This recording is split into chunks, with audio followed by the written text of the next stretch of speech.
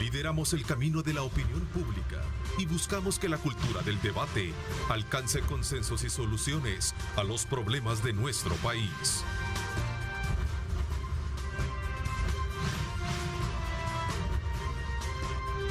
Diálogo con Ernesto López. ¿Qué tal, amigos? ¿Cómo están? Qué placer enorme saludarles a ustedes. Gracias por sintonizarnos a esta hora de la mañana. Por supuesto, siempre por estar pendientes de nuestra señal. Como siempre, agradecemos a Dios Todopoderoso por darnos ese privilegio de poder ingresar hasta la intimidad de sus hogares. Antes de presentarle a nuestros invitados, quiero expresar a nombre de Megavisión y de este servidor y todo el equipo que trabajamos acá, nuestra solidaridad y nuestro pésame al vicepresidente de la República, Félix Ulloa, por el fallecimiento de su querida madre, doña Margot Garay, quien fue, desde luego, quien es madre del vicepresidente y se conoció pues del fallecimiento de ella. Así es que, por cierto, es una maestra legendaria de la ciudad de Chinameca, en el oriente del país. Vaya entonces para la familia, para el vicepresidente Félix Ulloa, nuestro más sentido pésame. Esta mañana hemos invitado a Carlos Germán Bruck y a Jorge Castro, ambos son diputados del Partido Nuevas Ideas, a quienes les doy la más cordial bienvenida para hablar temas de agenda legislativa. Gracias, Carlos Germán, por acompañarnos. Bienvenido. ¿Qué tal, Neto? Muy buenos días y buenos días también a toda tu teleaudiencia, a quien por largos años te ha seguido y tú también día a día llevando siempre eso que es tan necesario, el conversar, el llevar los temas a la mesa, porque así es como los salvadoreños nos gusta entendernos, conversando. Así que agradezco también la invitación y aprovecho también de mandarle el sentido pésame a Félix Ulloa, al vicepresidente, por la pérdida de su querida madre. Te agradezco tus palabras. A ver, también, Jorge, bienvenido, gracias por acompañarnos, diputado. Buenos días, Ernesto, gracias por la invitación por el canal, al pueblo salvadoreño, buenos días, un gusto estar con ustedes, gracias por permitirnos estar en sus hogares. También va las condolencias respectivas al vicepresidente de la República por la pérdida de su madre. Y al pueblo salvadoreño, estamos aquí precisamente para comunicarnos con ustedes. A ver, entremos un poquito a conocer la agenda de país y conocer desde la perspectiva de ustedes la opinión, Carlos Germán y también Jorge Castro. ¿Cuál es la opinión que tienen con relación a este nuevo listado en la que aparecen miembros de la Sala de lo Constitucional y en el contexto que se da también sobre las declaraciones que hace la encargada de negocios de nuestro país en torno a que en el país hay un declive de la democracia? A ver. Fíjate, Neto, que yo lo que veo que es interesante es que nuestro país por primera vez está viendo realmente lo que los salvadoreños queremos, y es que haya una apertura. Yo creo que Estados Unidos y cualquier país, como amigos, como hermanos, como gente con la que se hacen negocios, como nuestro principal socio, que es Estados Unidos, tienen todo el derecho de dar su opinión. Yo creo que la opinión, y tú sabes, trabajamos en esto, en la comunicación, y creemos en eso, tiene que ser siempre abierto. No se puede en ningún momento pedir que eso no se haga. Más allá de que son totalmente infundadas, o sea, nuestra democracia está claro que ha funcionado. En los últimos 2 procesos electorales se ha visto incluso una mayor afluencia de los salvadoreños a decir vamos a votar porque queremos realmente transformar esto que no nos gustaba. Recordémonos todo lo que teníamos como país, lo que venía haciendo esta corrupción excesiva desde el Estado, desde el gobierno anterior o los anteriores gobiernos. ¿No es declive de democracia el hecho de los 7 elementos que ella planteaba en algún momento y que han sido examinados por ustedes? No, yo lo que veo es que nuestro país ha caído como ciudadanos en una era donde las cosas, hay que darse cuenta, ya cambiaron, ¿verdad? Y digamos, quien se quede viendo esto como que es un declive o va hacia abajo, pues le toca renovar un poquito su forma de conectarse al mundo, ¿no?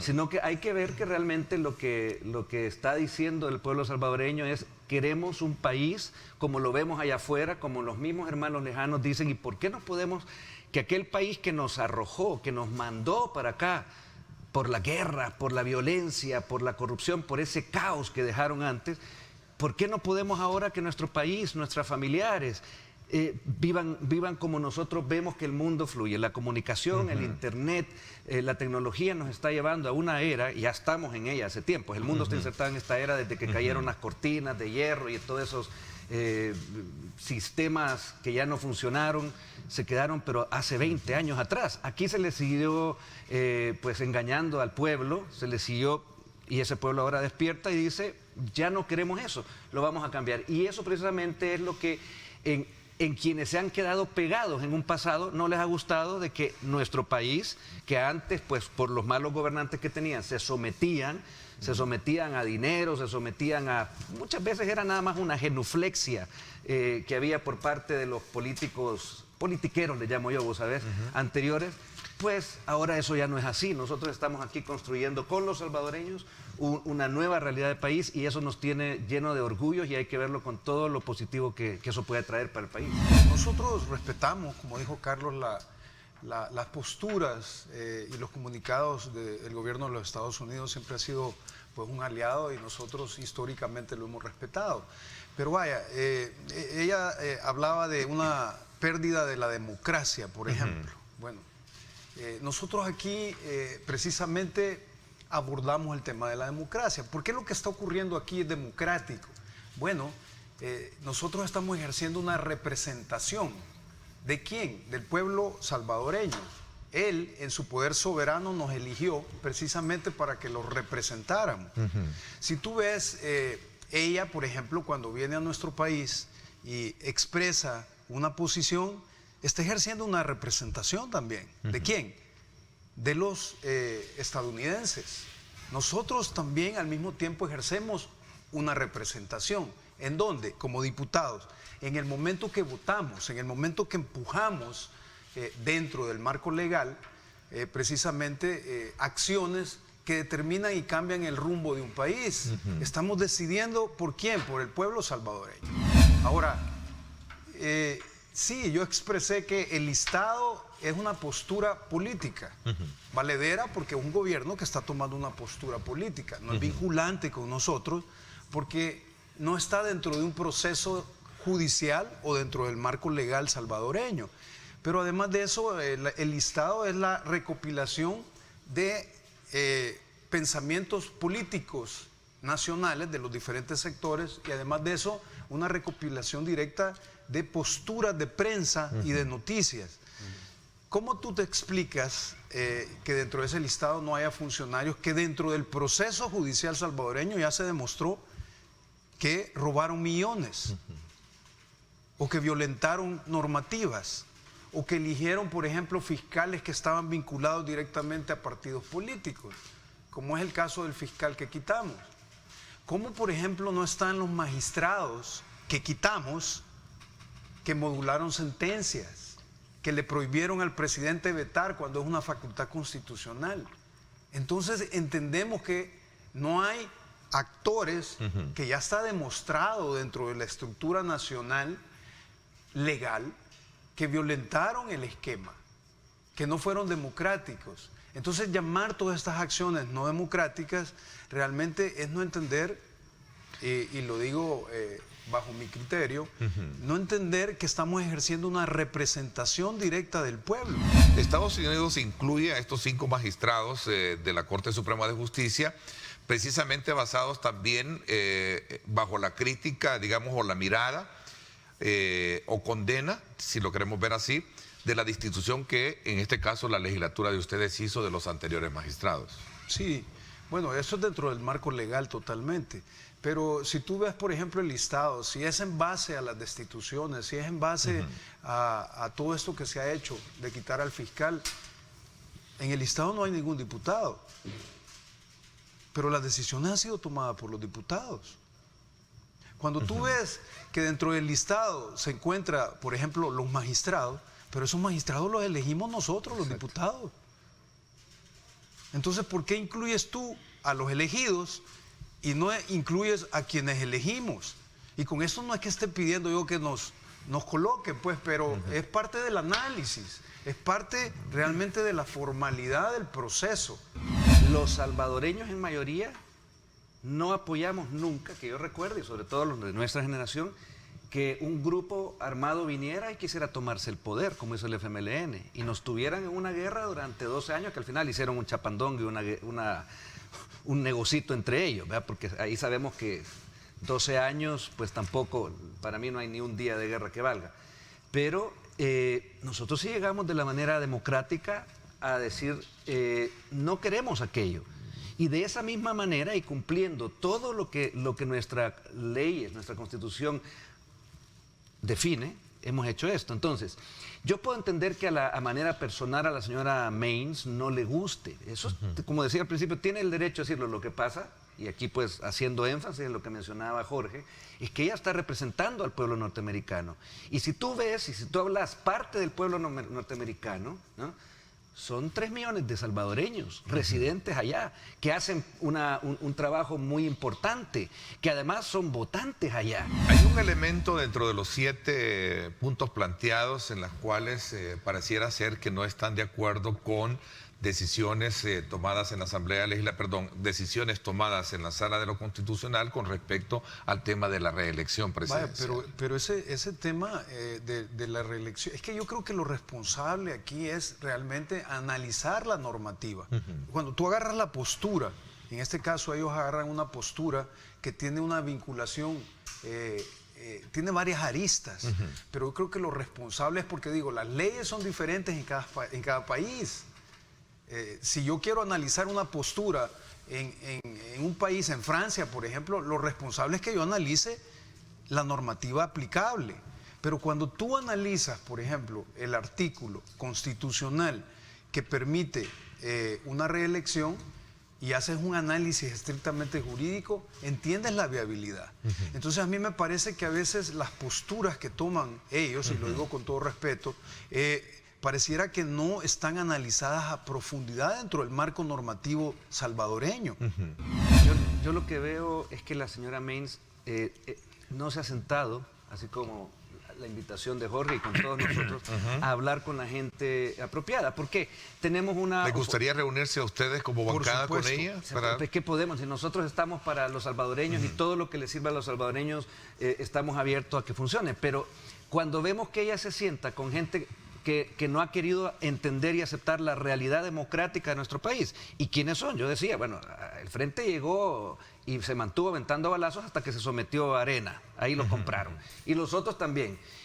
Si la señora Maines se va a esos grupos que tienen pues sus voceros, sus boletines informativos, ¿verdad? Y que están a pago precisamente para, yo diría, tratar de hacer oposición, pero lo que están haciendo es están dejando su hígado ahí en cada publicación que hacen, y si se dan cuenta eso no cambia la realidad la cambiaron los salvadoreños con el voto, ¿verdad? Con 2, 3 publicaciones de gente a pago desde allá afuera o aquí internamente con los que no han aceptado el cambio, no vas a lograr absolutamente nada. Entonces yo sí creo que la señora Maines en cualquier momento podría ver las cosas sin estar cayendo en la trampa politiquera, sino que con la realidad. No es cierto, yo creo que, tal como lo decía Carlos, es una falta de conocimiento y de sensibilización de realmente lo que se está haciendo. Por ejemplo, en la modificativa de la ley de la carrera judicial, pensemos algo,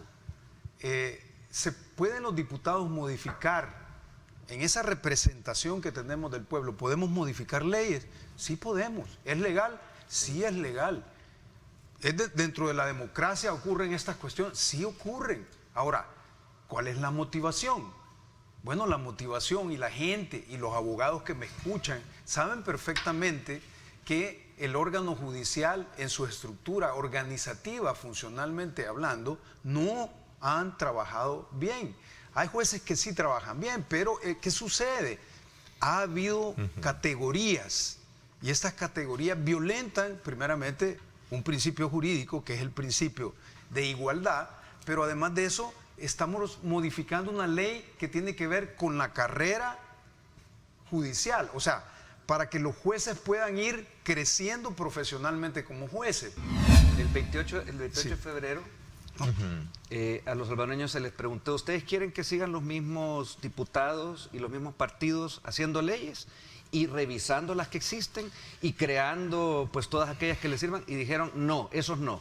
Okay, eso ya es un punto de partida democrático. En todos los países funciona así. Imagínate, Alemania no hubiese cambiado lo que tenía que cambiar, hubieran querido seguir haciendo lo que el loco de Hitler hacía, que era otro nacionalista enfermo, ¿verdad? No, los alemanes han ido cambiando. Hablo por un ejemplo porque también ahí la señora Merkel acaba de salir después de 16 años, que fue electa, reelecta y reelecta. Eso es ello. Yo sí le veo por qué es que antes no había esto de la reelección, no se ponía en funcionamiento la Constitución como estaba. Hay elementos justificatorios, sin duda alguna, que a lo largo del debate, y esto lo hemos hablado, y como periodista tú mejor lo sabes. Yo quería hablar también... Que la Administración de Justicia, sin duda alguna, ha dejado mucho que desear, especialmente cuando se trata de tocar a aquellos más débiles, ¿verdad? Y no a los poderosos, que creo que son aquí la justicia en nuestro país, y no es nuevo para nadie, es saber de que aquí se compraban desde presidentes de la Corte Suprema hasta jueces de segunda instancia. Que el Estado, cuando tú tenés, Inglaterra tiene un medio estatal, que es la BBC, Televisión Nacional de Chile, los españoles con la televisión de ellos, ¿no?, que es estatal. ¿Por qué no le gusta eso? ¿Por qué no puede haber otra opinión? ¿O nos vamos a quedar toda la vida con lo que dicen los areneros con sus medios de comunicación? No nos vamos a quedar con eso. Esa es una opción. Ellos pueden también decir lo que quieran. Ok, con estos y otros, con otras acciones de las cuales mencionaba la encargada de negocios, entonces, a criterio de ustedes, Carlos Herbag y también Jorge, ¿no se está siguiendo un guión similar al que llevó a Nicaragua y Venezuela, como en su momento lo deja entrever? Pero, decía ella, paso a paso, estaba tratándose de conseguir más y más poder y limitar así la independencia. Fíjate que hacer esa alusión, yo creo que ahí es donde el presidente decía que bajerada, porque tú no vas a llegar a... Sabes que nosotros como el gobierno y la postura nuestra en Nuevas Ideas y esta corriente que es de los salvadoreños, en ningún momento acepta la dictadura de Venezuela, de Nicaragua y de nadie.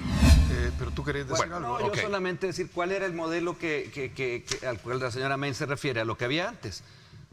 Es el modelo que, o sea, ese tipo de fiscales, de jueces, esos magistrados, ese país que yo recuerdo también, Estados Unidos decía qué nivel de violencia hay aquí ahorita, hace unos 5 o 7 años. A eso se refiere ella. Yo creo que ahí está ella como muy mal centrada en la realidad de este país, porque eso es lo que precisamente ha cambiado.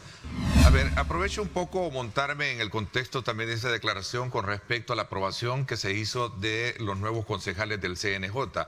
Hay sectores que criticaron el proceso de selección y han dicho que con esta elección que se hizo, lo que se está logrando es el control que le faltaba al Ejecutivo para poder de alguna manera tener...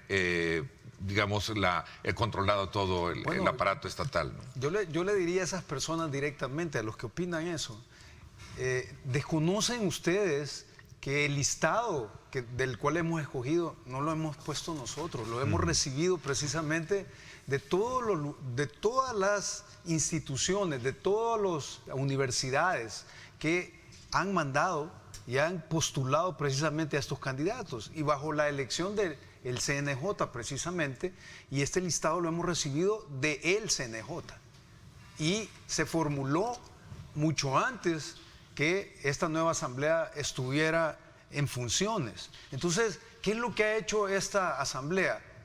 Bueno, escoger dentro de los candidatos que no los pusimos nosotros, no lo puso el gobierno, no lo puso el órgano ejecutivo, sino ha sido la recopilación de los candidatos de acuerdo a la normativa. No, para nada. Y si tú ves, ha sido de la manera más abierta, y tal como dice Jorge, esas propuestas vinieron desde antes que llegara a esta asamblea. Nosotros recibimos, Vienen del listado. Yo estuve supliendo, porque no pertenezco a la comisión, pero un par de veces en las entrevistas, y te digo, ahí llegaba gente y decía, miren, llevo, no sé, 20 años en la carrera judicial, nunca había podido llegar. Ahora las listas se abrieron. ¿Por qué no incluyeron a sectores de la sociedad civil en las entrevistas como en su momento ha habido con otros proyectos? Por ejemplo, la ley de agua.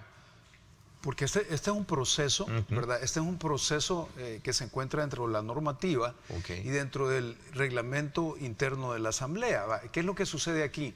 La ley te dice que debes de escoger de ese listado. ¿De dónde viene ese listado? Viene de universidades privadas, Universidad Nacional, de algunas instituciones, y entonces se recopila, el CNJ hace un análisis de todos los... y es mandado precisamente el listado. Y lo que tocaba Carlos, aquí ha habido un cambio abismal con las elecciones anteriores. ¿Cuál es? Totalmente transparente. ¿Por qué? Porque antes la comisión política elegía, negociaba dentro de ese listado. Nosotros abrimos e hicimos público el poder depurar, no eliminar candidatos, sino depurarlo quiere decir hacer las preguntas, hacer los análisis. Son personas idóneas en el cargo, son profesionales que verdaderamente van a ejercer un papel, un rol imparcial en todo este proceso. Ellos tienen una función muy importante, que es la de presentación, presentar ternas para digamos, la designación de puestos como magistrados de Cámara, jueces de paz, y creo que hay otras figuras por ahí también. Y también están vinculados con las capacitaciones. Con el tema de la capacitación y evaluación de jueces, ¿no? Ahora, lo que debe entender la gente es que las personas que elegimos no las buscamos nosotros, fueron las propuestas de acuerdo a la ley por las universidades, por la Universidad Nacional, por diferentes sectores, pero también hubo un análisis del CNJ dentro de ese listado. Ese listado es el que hemos recibido y de ahí sacamos las personas. Los partidos de FMLN, Arena, Vamos, no quisieron. Ellos lo que están haciendo es tomando una actitud de no participar, lo vemos en las plenarias, no acorpar lo que les sirva a los salvadoreños para después salir a la calle a dar gritos y a quemar llantas y todas esas cosas que ya ya son de un pasado requete pasado, o sea que ya no nos sirve de nada. Bueno, si tú revisas los videos, porque ellos participaron del análisis de preguntas hacia los candidatos, Portillo Cuadra hizo preguntas, igualmente el representante del Frente, y ellos están criticando inclusive a candidatos que felicitaron en las entrevistas y que en las entrevistas dijeron que eran personas idóneas, ahora están diciendo que no son idóneos. Y ante la postura que ha asumido Estados Unidos a través de la portavoz acá en el país, ¿no se ha dañado la relación entre ambos países? Carlos Germán, brevemente. No, las relaciones de los países no se dañan por un politiquero de turno, o sea, ni tampoco que llega con intereses de saber qué tipo, no. Interesante, les agradezco a ambos, gracias Jorge, gracias Carlos Germán, por estar siempre en la disponibilidad de venir a tratar estos temas. Quiero darle la más cordial bienvenida en esta segunda parte a Ricardo Sosa, él es criminólogo y un experto en temas de seguridad, y a quien le doy la más cordial bienvenida y también el agradecimiento porque siempre oportunamente está con el tiempo disponible para venir a hablar de temas importantes como el que este día tenemos. Bienvenido, Ricardo, gracias por acompañarnos. Buenos días, licenciado López, buenos días a todos los televidentes y cibernautas, que Dios les bendiga y a la orden.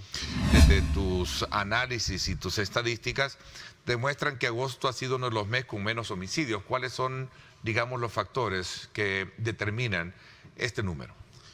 No, en primer lugar hay que decir de que en El Salvador el sistema que tiene la medición y los parámetros de la violencia homicida lo tiene la Policía Nacional Civil, la Fiscalía General de la República y el Instituto de Medicina Legal. Y existe una coordinación de la mesa técnica tripartita interinstitucional por parte del Ministerio de Justicia y Seguridad. Esta es una mesa técnica que funciona en el país desde el año 2005, Neto. No es una instancia nueva. Incluso en el 2018 se generó un acuerdo de actualización en este convenio tripartito para incorporar la violencia feminicida. Por lo tanto, El Salvador presenta datos confiables y estadísticas de temas de violencia y criminalidad con toda certeza desde el año 2005, y ese se convierte en el dato país. A esta información, que es una información verídica, y por cierto muchos países en el mundo, principalmente en América Latina, están tratando de replicar esta mesa técnica de validación.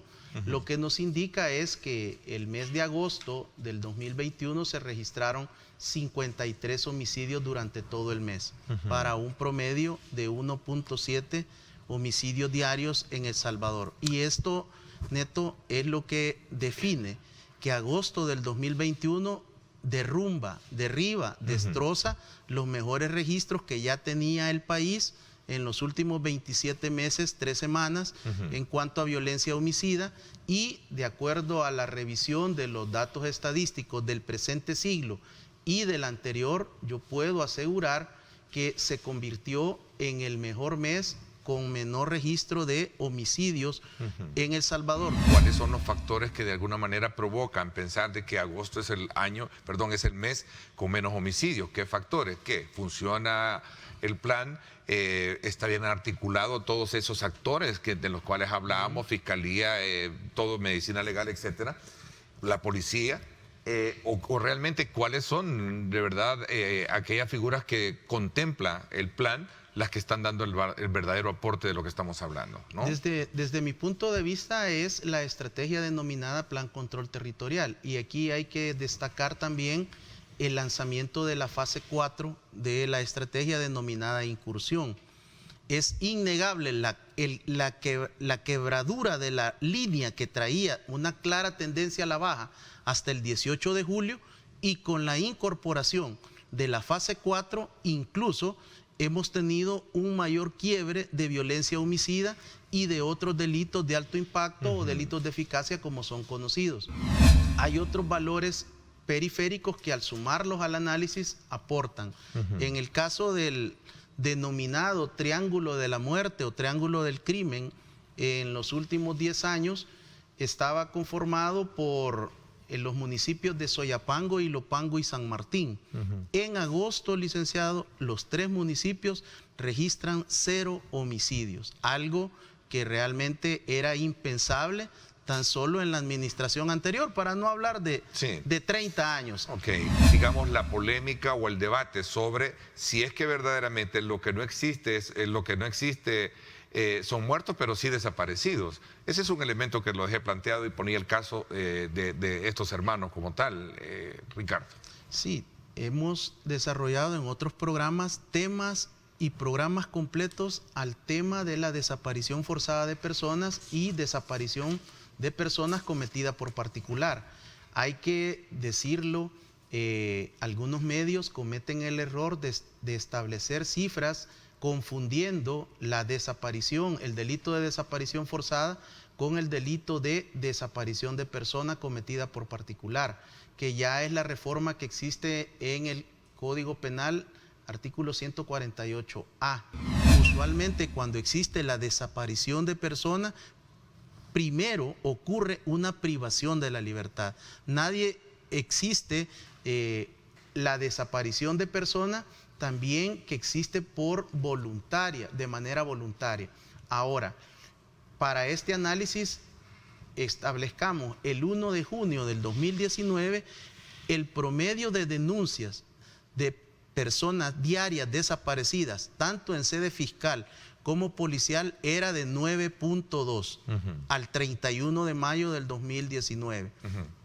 Hasta la primera quincena del mes de septiembre, que son los datos más actualizados que yo tengo, el promedio tanto en sede fiscal como en sede policial oscila entre 2.1 y 3.1 denuncias diarias de personas desaparecidas.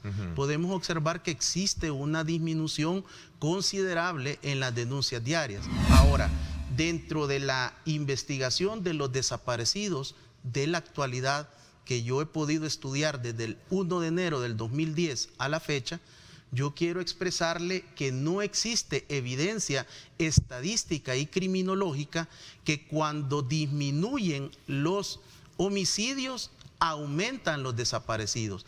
Cuando los desaparecidos aumentan los homicidios. Y el efecto lo podemos observar previo a marzo del 2012, que se conoce como proceso de pacificación tregua.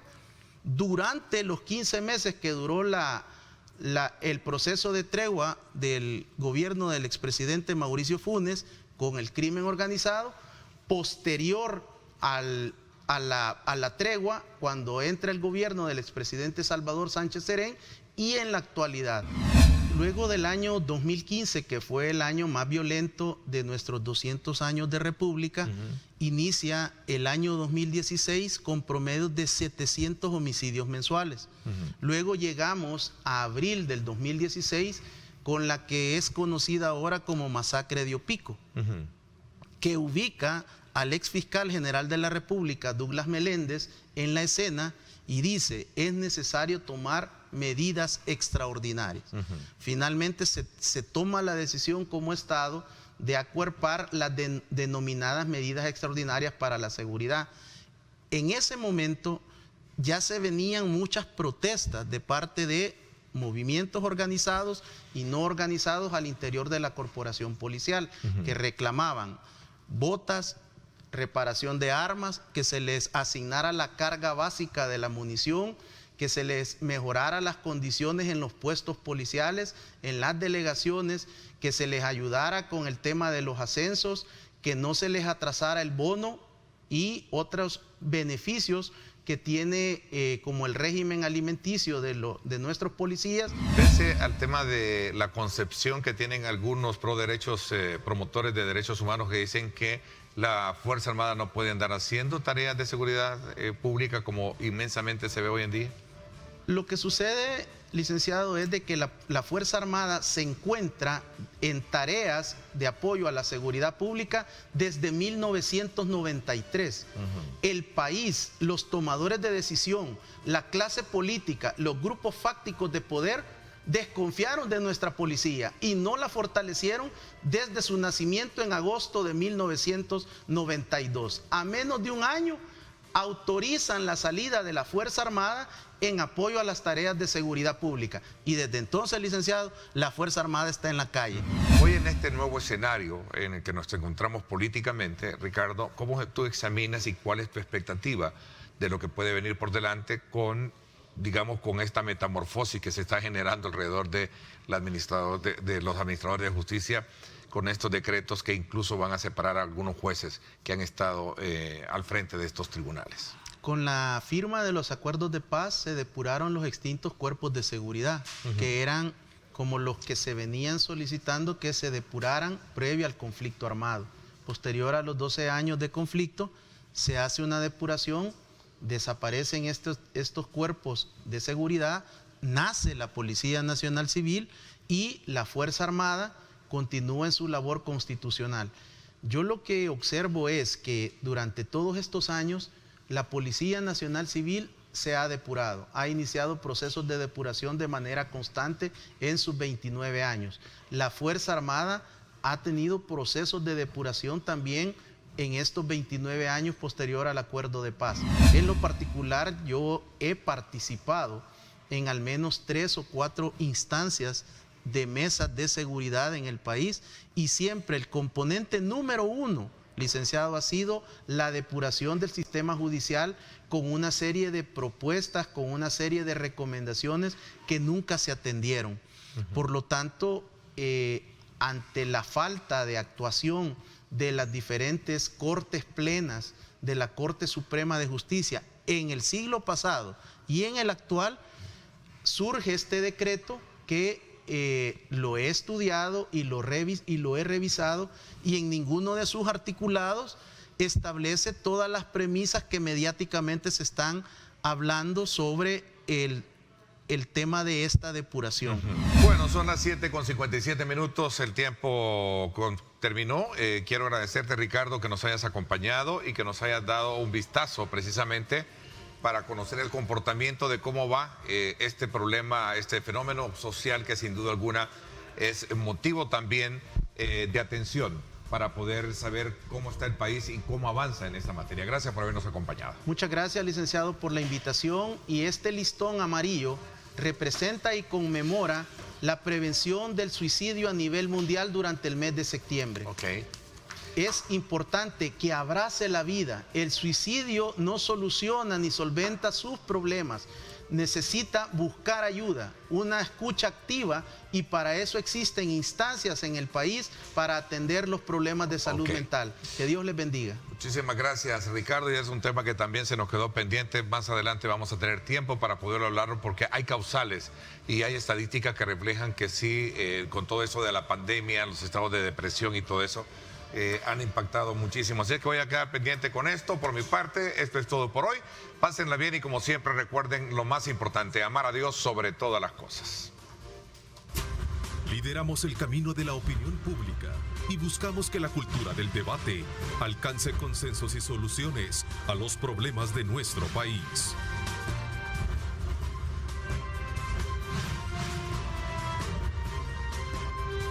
Diálogo con Ernesto López.